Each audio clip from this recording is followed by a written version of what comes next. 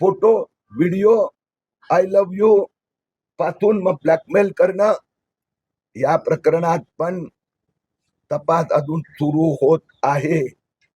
पोलिसांना मी रिक्वेस्ट केली आहे, त्यांनी मान्य केली आहे, माफी थोतांड आहे.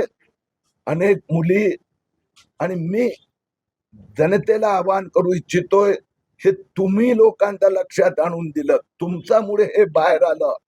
त्या सगळ्या ठिकाणी परिवार बाहेर आला आहे, तर बाकी लोकांनी पण आपल्या मुलींसोबत अशा प्रकारचे षडयंत्र त्याचे शिकार होत असेल माहिती द्यावी, ज्याच्यामुळे कायमसाठी हे जिहाद माफियांचा आपण महाराष्ट्रात अंत आणू. तपासाबाबत तुम्ही समाधानी आहात का, किंवा काय नेमकी एकूणच तपासाच्या प्रगतीबाबत माहिती पोलिसांनी दिली? एसआयटी स्थापन झाली, तपासात थोडी गती आणण्याची गरज आहे, कारण की सुरुवातीत हा एकच आहे, माफी मांग रहा है, पिताजी माफी मांग रहे है, आता सगळं जे चाललं होतं, आता माहिती जे यायला लागली आहे त्यातून लक्षात आलं का हा पण खूप मोठा गुन्हा आहे.